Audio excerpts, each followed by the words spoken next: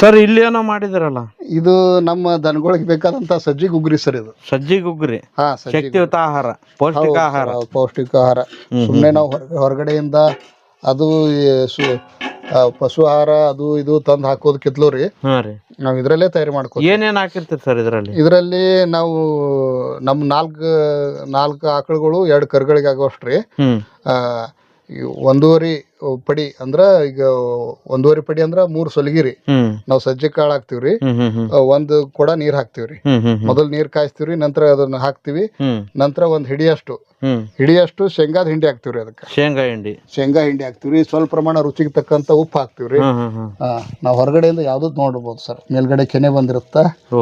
ಈ ತರ ನೋಡ್ರಿ ಸರ್, ಈ ತರ ಆಗಿರ್ತದೆ. Super sir. 3 ಸೊಲಗಿದ್ ನೋಡ್ರಿ, ಇದು ಎಷ್ಟಾಗ್ಯದ ನೋಡ್ರಿ. ಅದ್ರ 3 ಸೊಲಿಗೆ ಅಂದ್ರೆ ಎಷ್ಟು ಸೇರ್ ಆಗ್ತರಿ? 6 ಸೇರ್ ಆಗತ್ತೆ. 6 ಸೇರ್. ಇಷ್ಟಾಗೈತೆ ನೋಡ್ರಿ ಸರ್. ಇದನ್ನ 4 ಹಸುಗಳಿಗೆ ಕೊಡ್ತೀರಾ? 4 ಹಸು 2 ಕರುಗಳಿಗೆ ಇದನ್ನ ಕೊಡ್ತೀವಿ. ಎಷ್ಟೆಷ್ಟು ಪ್ರಮಾಣ ಅಂತಂದ್ರ ನಾವು ಅಂದಾಜು ಒಂದು ಇದ್ರೊಳಗ್ರಿ ಒಂದೊಂದಂದ್ರ ಒಂದು ಸೊಲಿಗೆ ಆಗತ್ರಿ. ಅದು ಕುದ್ದ ಮೇಲೆ ಅಷ್ಟೊಂದು ಕೊಡ್ತೀವ್ರಿ. ಅಂದ್ರ ಹಾಲಿಂಡು ದನಗಳಿಗೆ ಸ್ವಲ್ಪ ಹೆಚ್ಚಿಗೆ ಕೊಡ್ತೀವ್ರಿ, ಕರುಗಳಿಗೆ ಸ್ವಲ್ಪ ಕಡಿಮೆ ಕೊಡ್ತೀವಿ. ಈ ತರ ಕೊಡೋದ್ರಿಂದ ಏನೇನು ಬದಲಾವಣೆ ಅನ್ನೋದಕ್ಕಿತ್ಲೂರಿ, ನೀವು ಸುಮ್ನೆ ನಾವು ದುಡ್ಡು ಹಾಕಿ ಅಲ್ಲಿದು ಇದು ಫುಡ್ ತಂದು ಹಾಕೋದಕ್ಕಿತ್ಲೂರಿ, ನಾವೇ ರೈತರು ನಮ್ಮ ಹೊಲದಲ್ಲೇ ಸಜ್ಜಿ ಕಾಳು ಬೆಳ್ಕೊಂಡು, ಆಮೇಲೆ ಮೆಕ್ಕೆಜೋಳ ನುಚ್ಚು ಮಾಡ್ಕೊಂಡು, ಅದ್ರ ನುಚ್ಚಿನಿಂದಾನು ಈ ತರ ಮಾಡ್ಬೋದು, ಮಾಡಿ ಹಾಕ್ಬೇಕು ಸರ್. ಆಕ್ಚುಲಿ ಇದರಲ್ಲಿ ಸೇರ್ಸೋದಂದ್ರೆ ಶೇಂಗಾ ಹಿಂಡಿ, ಉಪ್ಪು ಅಷ್ಟೇ ನಾವ್ ಹಾಕೋದ್ರಿ. Super sir. ಹಾಂ.